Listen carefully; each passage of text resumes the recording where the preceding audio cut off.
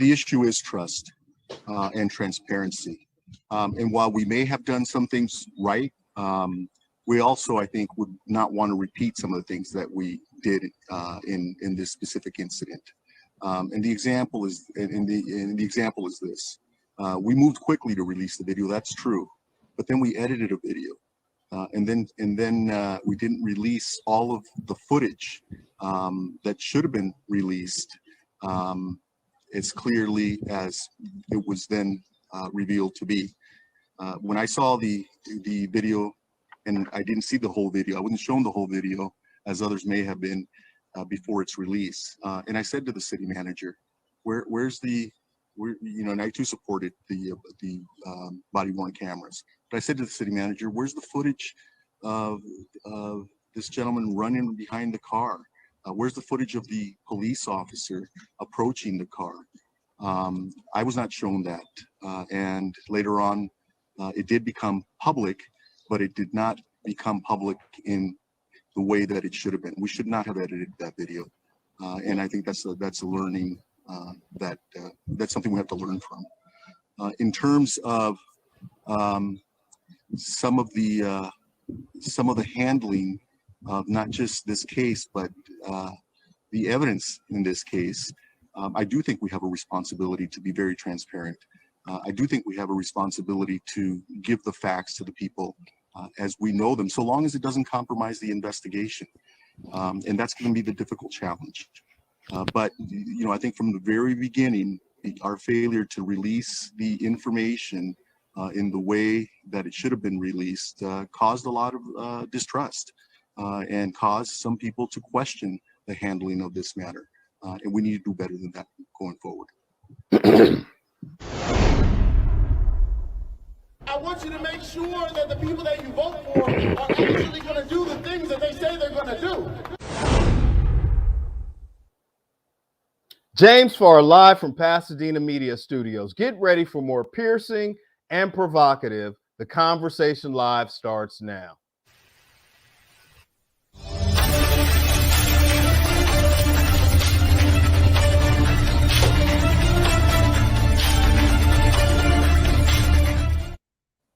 And welcome to another episode of The Conversation Live. The Conversation Live focuses on social justice, restorative justice, inclusion, and equality. Coming up today, Heavenly Hughes, co-founder of My Tribe Rise, is in the seat. I want to get Heavenly's reaction to comments Mayor Victor Gordo made during the last city council meeting, last two city council meetings, as well as the Public Safety Committee meeting. Heavenly is asking for an apology. I want to get her reaction. We'll also look at some of the comments the mayor made.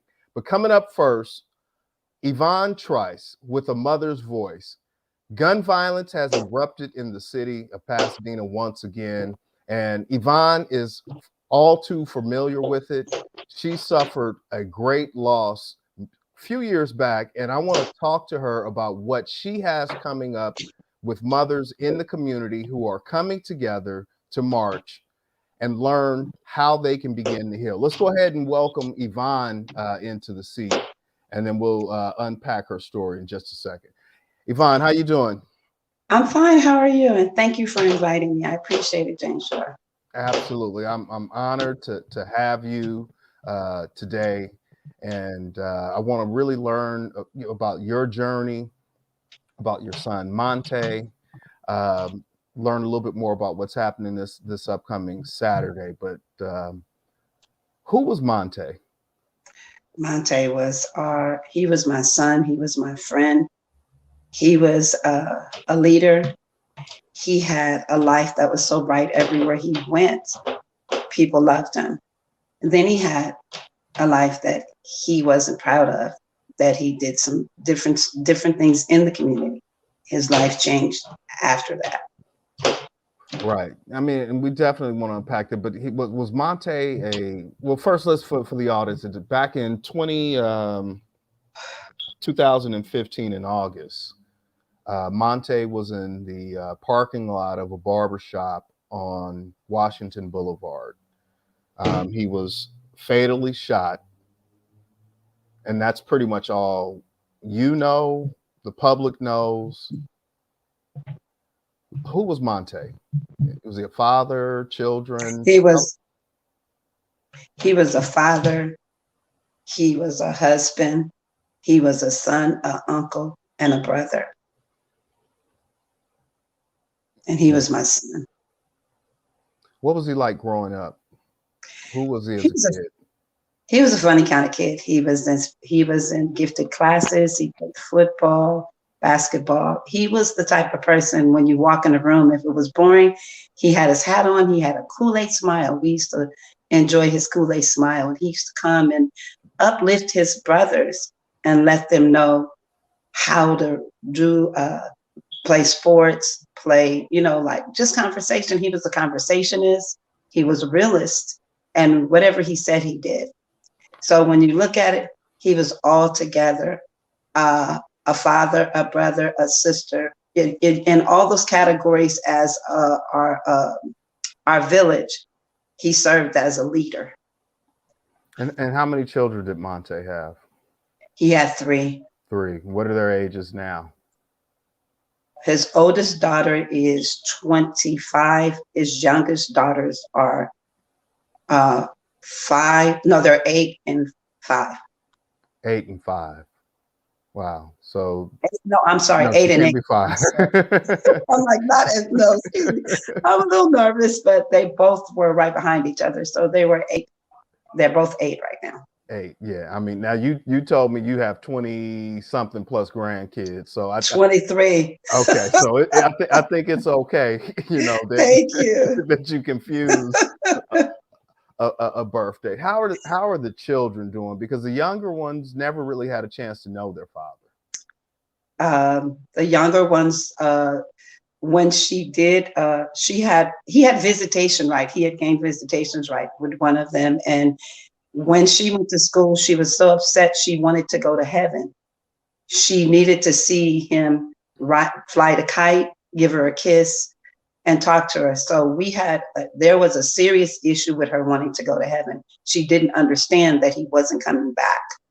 And then I was gonna say, how is she processing that now at 8, because she obviously understands death, and dad is not ever coming back home. Yes, she released butterflies, and we actually did a teddy bear with the cremation. So whenever she wants to talk to dad, she sleeps with the teddy bear, and she talks freely with the teddy bear to dad, because that's the closest she has of him now. Okay, and his oldest, how is she doing? It was detrimental for her because there was no voice or no understanding given to us from the beginning to now. So she suffers with a lot of unanswered from what we expected to have answers to, not so much to the case, but to the way it was handled as far as never getting in contact with her. So she suffers that way, and she suffers that she's in a relationship. She doesn't have him to talk to. She's going to get married one day and have a baby, and he's missing from that. And they had a relationship, a son and daughter relationship that they talked about everything. And she consoled him about her life and what she was going to do. Right now, she's working for the City of Hope in that area, going to school, but all the time coming and laying in my lap, because I always used to brush her hair, laying in my lap, saying she wished she was here. And that's the part that was taken from her. What has that loss meant to you? Whew, I have to breathe. I might not, I'm going to say it just real raw. My tears flow every single day. Every single day. I don't get the kiss on the forehead. I don't get to see the smile. I don't get him to tell me, pray, push, and press till something happens. I don't get to have those conversations of saying, boy, get out of here. You just doing some things. Get out of here. So when I look, my heart is broken and I can't put it back together. So I don't have any answers. I'm not going to have to get the healing that I want, but I want some types of words to make me feel a little bit better. So I'm broken. I'm broken just trying to heal. I don't have any words. I wish he was here. Yeah, I don't typically, a person's background is their background, right? But you said it was important that people understand the whole Monte Yes. Russell, right? It was important, and he was a gang member. Yes. Why did you want me to say that out loud? I wanted you to say that out loud because a lot of the mothers feel like that's some kind of that's a push down on the head, and no one is to respect that because he was a gang member. He was a gang member. I want the mothers to know that you still have a voice regardless of what life your son lives. There are second chances. So his life as a gang member was not his whole life. And when I look at it, it's a lot of mothers out there that have been crushed by the fact of you saying, he's a gang member, he shouldn't be here. I don't care if he dies. I don't care what you do. I'm gonna handle him this way. I'm gonna handle him that way. No, he's a human being that made choices that weren't great, but he's still a human being. And that's the way he should have been treated, or they should be treated. So I'm here to stand for the voices of the mothers to tell them, speak the truth. The truth will set you free, and you'll be able to help so many mothers. I've been on this journey for 7 years. And when I came to my truth to say he was that, but when he died, he wasn't. So it doesn't matter what he was. The reality is he was a human being, and everybody makes choices. Some of them are good and some of them are bad. So I'm here to tell the mothers, speak your truth about your baby. It was your baby. You lived a life. You lived a life. You said to me, he did some things in the community that you weren't proud of. As a community, we weren't proud of. I gotta believe he wasn't proud of. He was incarcerated, and but when he came home, what did you see different? And then tell me about those shoes you see in your room. Okay, I'm smiling because I go up and down. So, and that's a part of the pain. That's why. So when he came home, his life was totally different. He was going to, there's a pastor named Gene Burke. He got saved there. He started working. He had a check that he came home to that he cashed. He had daughters that he had visitation by going into the courts and doing what we do to get our children. And then most of all, he was changed. He was helping people in the community. Skip Townsend was the first person to give my son a job. And I was like so proud because I'm like, wow, life really was different. And I had been praying that prayer, allow the person that was in the streets, that was a soldier, to come home and be a soldier for the Lord. And I got that. I got that. How did he show up differently when he came home? When he showed up differently, his mannerism was different. He went to work every single day. He went to church on Sunday. He spent time with his children. We're always a family. We're a big village. So that was all a part of. But his change was he was peaceable. He didn't have that demeanor of I'm chasing the streets. I want to be in the streets. He was at home at a certain time, work, and he told the community, I love what I'm doing. Be free, do you, and do it the right way. He had his information, his insurance, everything that I had prayed for that was different when he left. He came home and had all of that. And those shoes you talked about. Those shoes I take to every mother's event. And the reason why I take them is because that was the first job he had. And I had been praying for years for him to change. So those shoes are my memories of what God had blessed me with to be able to say that he changed. He was going to work. He was doing everything. So the memory and those shoes are my lifeline, because that's the prayer I prayed for years. And his life changed. And I was able to keep the most valuable thing, a prodigal son returning home and being what I always prayed for him to be. You told me that you look at those shoes and say the man that wore those shoes was not the same man that other people may have known. Yes. Those shoes are the reason why I said I keep them. They're like gold to me, because the man that put those shoes on was not the man that was in the city that had a different way of living. The man that put those shoes on respected. He had what you call a life where you had your physical life, your spiritual life, and your mental life. They were all rounding together in his children. So when he wore those shoes, the man that died that had those shoes on was not the man that died behind that barbershop. That was a man that had changed his life, walked in different ways of seeing people, respected what he had, and worked in the community as a citizen. His past was his past. Mm-hmm.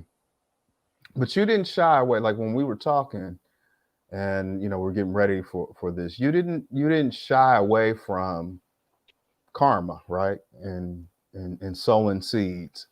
No. And what's your message? What did you mean by that? And what's your message to mothers? Because we all have a past, right? And sometimes the sun will set on that. But what did you mean by that? Say it again. I couldn't hear you. I said, what did you mean by that when you talked about his past and karma? When I talked about his past and karma, your past catches up with you. I know the mothers probably won't understand it, but I have to tell my story. Your past catches up with you, and it catches up with you in strange ways. And when I look at it, what comes out there and what comes back to you is totally different. It comes back to you in the form of you might pass away. It comes back into the form of you might be able to do different things in the community. So that when I say his past is important because it is a part, but we don't keep him at his past. But it came back. And I don't say that. I have to be real and frank, because this is a time where we must look at what we see and realize that's what it is. But this is also the time that people have second chances at life. And that's what my son had. Okay. We have just a few more minutes, Yvonne. And I know you have a busy schedule. You're doing some interviews today. This is a new space for you. But how has it been with, your son and your family are victims of crime, and so what have you learned from the police? What has that experience been? Because you mentioned to me, they're supposed to serve and protect, and so we're talking about that service part right now. What have they shared with you? Man. I'm just going to be plain blank. We called every single day. They never shared the information they shared. We never, as a village, they never. We had to call them consistently right up to today. So my whole thing is not disrespecting them. The side of their car says to protect and serve. We never got that. And I'm not bitter or angry. I want to change that, so that mothers can feel free to be in the Zooms. They can be free to speak into the city councils and use our voices. Their voices are shut up because they didn't get what we were supposed to get, which was the side of your car where it says to protect and serve the victims. We're still victimized by them because we still have not heard from them. And when I say heard from them, they skip around these loops instead of coming to the point. They told us that when we would call in, oh, we're sorry, oh, we apologize, they're going to get better. When? My son's been gone almost 6 years, going on 7, and it hasn't gotten better. It's got harder for us, knowing that there's no trust there. Okay. Since you spoke at City Council meeting on Monday of this week, the 8th, and the mayor made reference that folks who didn't attend the emergency meeting were either cowardly or not representative of the voices of those impacted by this community violence. Have you heard from the mayor since then? No. Have you heard from any council members since then? No. Other than me writing in, no. And how does that make you feel? I'm saddened. And the reason why I'm saddened is because this is a community that I had to leave because I didn't hear from them then. When I say I mean we. When I say us, I mean mothers. When I say I mean my community, my family members. We didn't get any answers. And like I said, still today, I'm crying in my soul. This voice that you hear is not anger. It's my heart crying out as a mother, because we didn't get any answers and we didn't get any calls. They were apologetic all the time, but there was never a call. We were patient. We were calling in, and I was like, how does this work? If you feel like I'm being treated like that, how is my son or other members' cases being handled? I'm disappointed. I'm disappointed. I'm still waiting for the side of the car where it says to protect and serve our families. Okay. Well, for the record, I did reach out to Deputy Chief Cheryl Moody, and I invited her to come on this program. Because of the late notice and scheduling and other commitments, she was not able to join us in this conversation. But she did provide me with a statement. And I'll go ahead and read it. The tragic murder of Monte Russell in 2016 does remain unsolved. However, homicide detectives continue to follow up on all available leads in an effort to bring those responsible to justice. While the investigation is still ongoing, without additional video, witness statements, or new evidence, solving this case has been challenging. But the case is still at the forefront related to our homicide investigations. We encourage those who have any information about the murder to come forward. And that's from Deputy Chief Cheryl Moody. What's your reaction? My reaction is very disrespectful to me right now that you put that on there. Not you, James Farr, but her putting that on there when you have my phone number, you have my grandson's phone number, you have all our phone numbers. You never said, can we sit down and have coffee? Can we sit down and talk about it? I had to make the initial call to you and find out that the detective that's handling my son's case was promoted, and you never called us, because he never called us to write to the presence. And I was crying and telling her, how did that happen? How did that happen? You're telling me that you don't have any footage or anything? Then how did y'all get that car 4 years later? I'm disappointed. I'm disappointed, and I feel my family is disrespected with what she just wrote. Let's talk about Saturday. Tell us about Saturday's event, the mothers that are coming together. Where does it start? What time? I'll go ahead and put the information up on the screen. I truly appreciate it, and I had to take a breather because that wasn't my anger, that was my pain.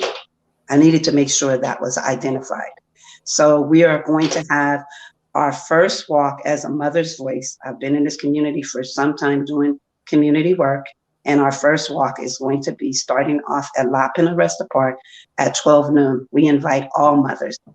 There's 3 ways of looking at a voice. One, it starts at the heart, goes to the lungs, and it doesn't speak.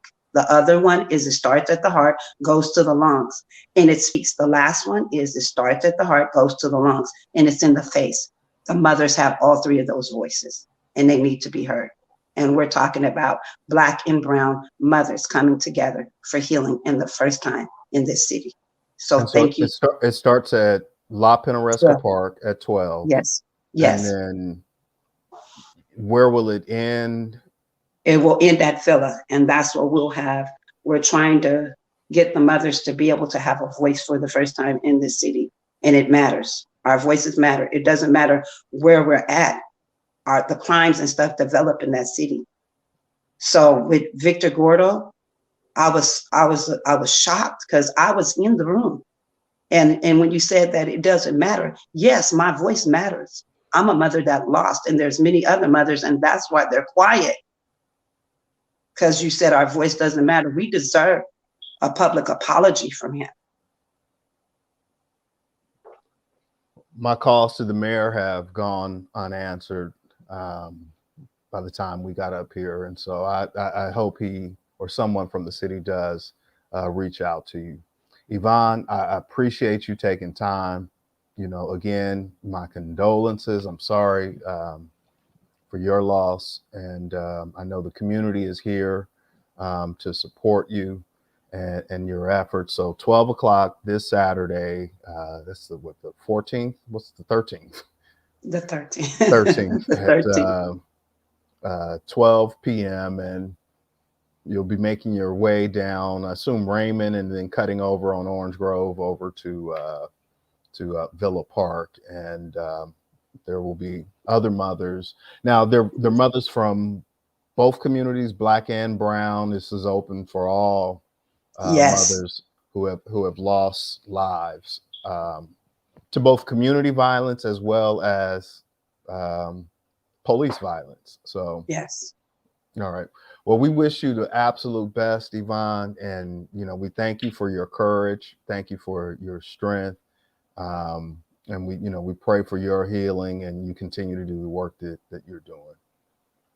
And James Farr, I just want to tell you, thank you for inviting me out.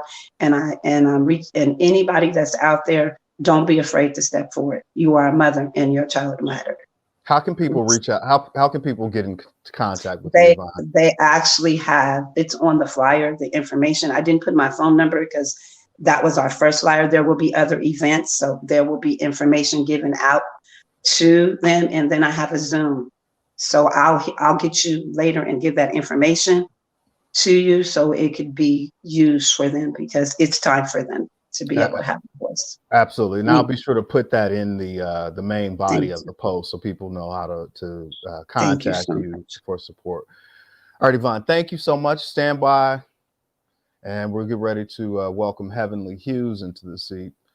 But first up, we want to take a look at some remarks that Mayor Gordo made during the just following the George Floyd murder, as well as the protests that happened here in Pasadena. And we'll talk with Heavenly on the other side. I want you to make sure that the people that you vote for are actually going to do the things that they say they're going to do. And welcome back. Victor, you were there on that Tuesday. Mm-hmm. Yes, I was. What was your... And my reaction at both events is, this is real. This is raw. It's serious. People are looking to speak up and speak out. And I was proud of the fact that people from all walks of life were willing to do that. I was also proud of the fact that in exercising our concern and exercising the raw emotion, and in communicating the seriousness of the situation, in Pasadena, people did it respectfully. I'm not saying people weren't pointed, I'm not saying people weren't direct, but it was done in a very different way than in other places, and we should all be proud of that. I mean, welcome back. Heavenly Hughes, how you doing? Uh-oh, Heavenly, you are on mute. Let's unmute you. Heavenly, you there? Hello, how are you? Thank you so much, James Farr, for having us with you today. Absolutely. So you're no stranger here. I mean, it's probably your fourth time or so on the Conversation Live. But, it's for a different reason this time. You've been very outspoken. You don't mince your words. And you came kind of strong in council meetings. Nothing new, but when you kind of hear the mayor's reaction, and I kind of want to take you back. This is June of last year. This is before Anthony McClain was shot twice in the back, before what we had saw around the country landed in Pasadena again. What's your reaction to his remarks? James Farr, I find it interesting how when we just listened to that soundbite, how he invited the raw feelings, voices, and concerns around the murder of George Floyd. And so when we come to the murder of Anthony McClain right in Pasadena, we are seeing a different walk and a different talk from Victor Gordo. Yeah, I mean, last week, like I said, you've been, as he said, pointed. Those were his words. But you, like I said, you didn't mince your words. So, you're asking for an apology. He said he's not going to give one. So now it's kind of like, now what? Oh, we will continue to mobilize to demand an apology because I know that he is very bothered and vexed by the community's voices of continually calling in, demanding an apology. And the thing is that the reason of his dis derating response to community voices in regards to holding police accountable, in regards to the Pasadena police murdering Anthony McClain, these voices have been loud about accountability for over a year in regards to Anthony McClain's murder. And I just did not understand why did he decide that now I'm going to derate and be dismissive to the community about this type of police accountability. It just so happened that he did have that emergency meeting. It was him and some of the other city council members and some of those within the Pasadena police addressing community violence. And I just felt like he then wanted us to silence about police violence. Well, he said that you were being divisive, you were injecting race. Are you injecting? Are you race baiting? Are you coloring the conversation around race? Like, why are you saying that? I guess. I mean, he's a man of color. He's a Latino. We cannot be delusional when it comes to race. We are different color faces. I am a melanated Black woman, and it's obvious. So when he brings up race base, we know that this country's infrastructure was formed on race. We understand that a lot of the law and policy was formed and rejected melanated people's justice. So when we see the Pasadena police killing Black men at a higher rate than other people being killed in Pasadena, that seems race-based. So I don't think that we have to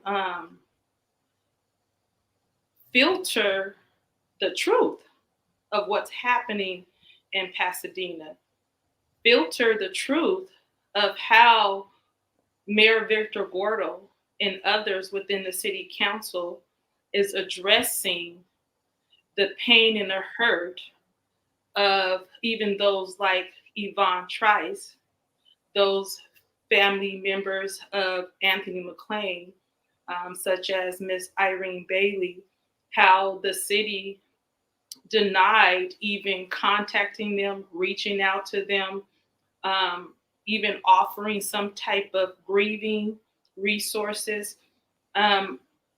We have to look at it and ask, is it because these are Black men being murdered in the streets of Pasadena? I mean, but you called it white supremacy, and I think that kind of got under his collar a little bit. I mean, why do you say it's white supremacy?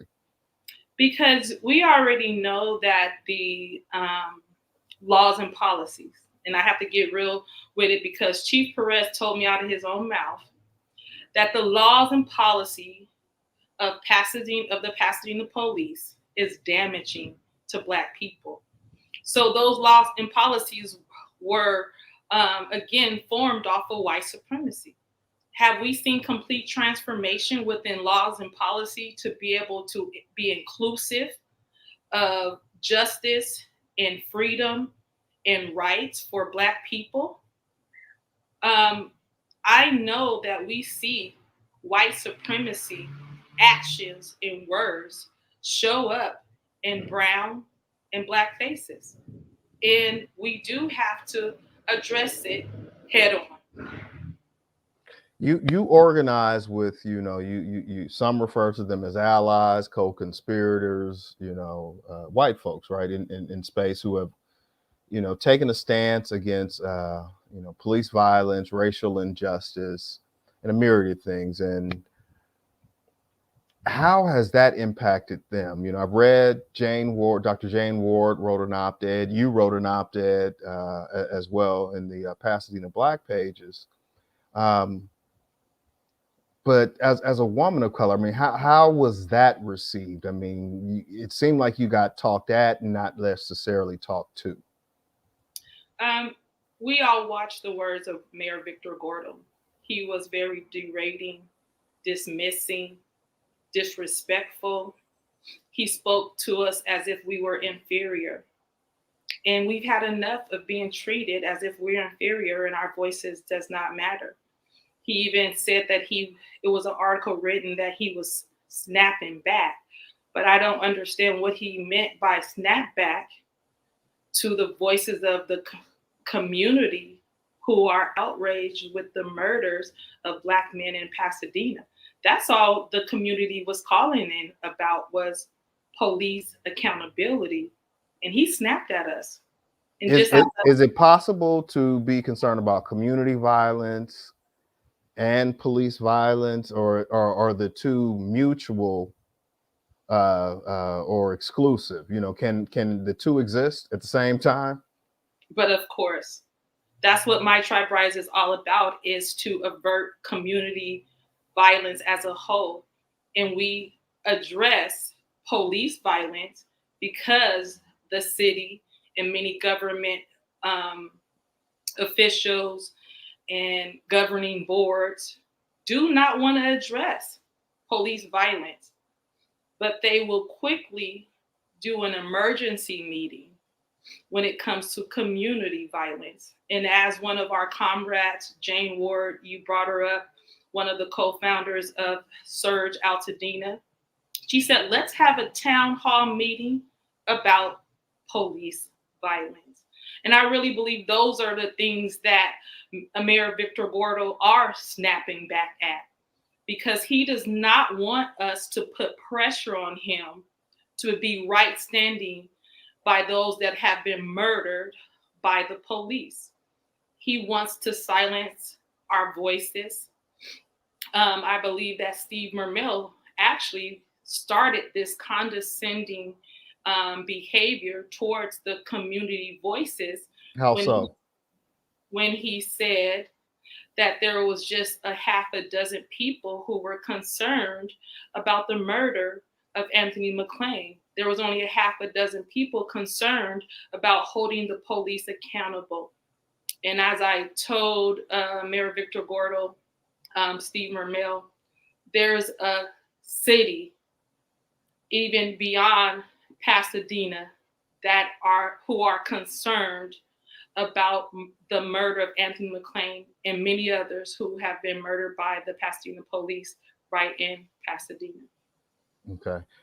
We got just a few more minutes, Heavenly, before we got to get out of here. And I want to talk about the screening and Thorns on the Rose at Boston Court on this upcoming Saturday. And there's probably only a few tickets left. But I want to clear something up. Something the mayor said that it struck me as odd, right? But basically he said you are unable to go to Jackie Robinson Park, My Tribe Rise. What do you think he meant by that? I'm confused. He's intellectually dishonest when he's on a lot of things that he say, in my opinion. It seems like he just pulled that out of pulled it out of the sky, because we go to Jackie Robinson continuously on a monthly basis, feeding those who are experiencing housing insecurities, experiencing food insecurities.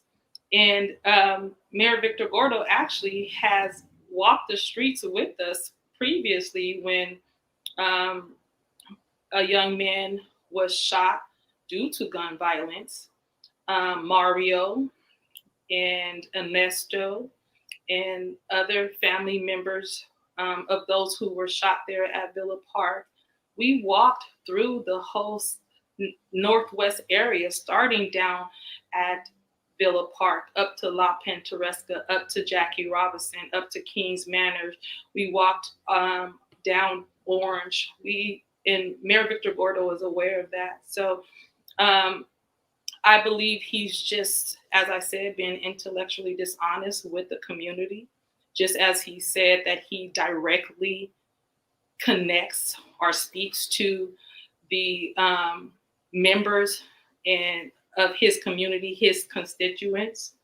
But as Miss Irene Bailey, the grandmother of Anthony McClain, told me, that he never spoke to her.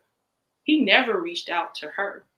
And she died grieving of the murder of Anthony McClain. Last question. I mean, I remember Chief Sanchez said this to me on this very program, that there's essentially no difference between Altadena and Pasadena, other than the fact that, one is the county, the other is the city proper. Pasadena residents are able to vote. So I would deduce that the mayor, when he's talking about constituents, he's talking about voters. Is it possible for someone like you who is in Altadena, you throw a rock and you're back in Pasadena, is it possible for you to have a voice in this city? Because he's saying that folks that don't live in the city shouldn't speak up. I'm here to let you know, Mayor Victor Gordo, in the city of Pasadena, I have a voice in Pasadena. Many of my family members live in Pasadena. I lived, played, and worked in Pasadena for over 40 years. My daughters work in Pasadena this day and time.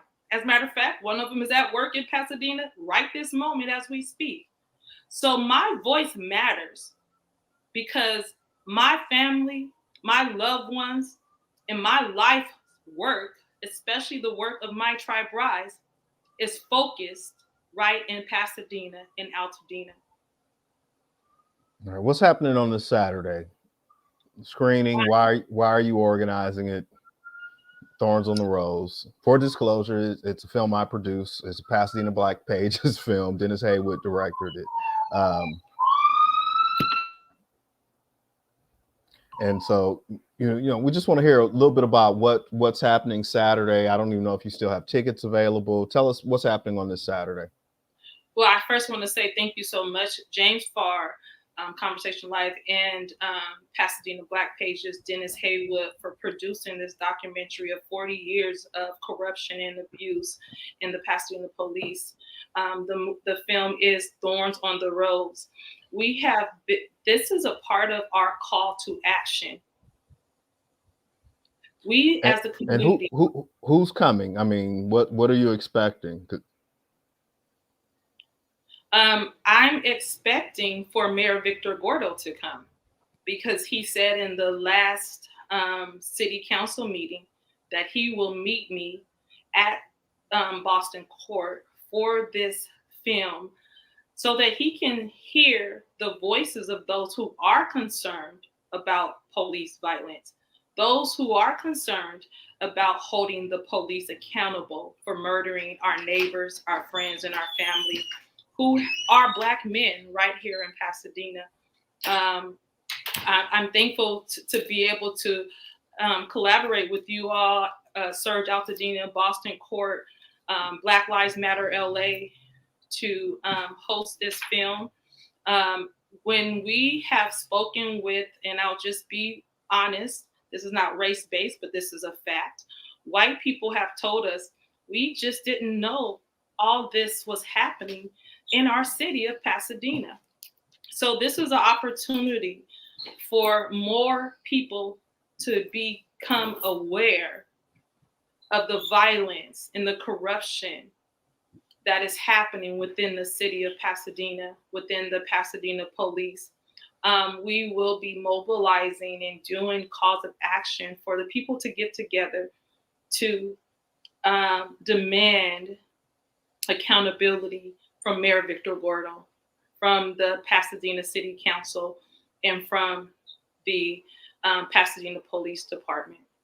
Okay. And so right after the film, I just wanted to add this one part. Following the film, that is this Saturday, November 13th at 6 p.m., right at Boston Court, Pasadena, there will be a talk back so that the community can let Mayor Victor Gordo know that they are also concerned about police violence as well as community violence. And yes, James Farr, it is definitely possible for us as a community to care about both, just as Mayor Victor Gordo should as well be concerned about police violence and community violence. All right, Heavenly, we're going to park it there because I'm way over time. So we got to get out of here again. I appreciate you for being here. I appreciate you for your leadership in the community. And even if folks don't like how you do it, just keep doing it. Thank you so much, James Farr. And again, I come from a place of compassion and passion, and I am tender towards Black faces, melanated faces. Please follow us at www.mytriberise.org. We really appreciate your support.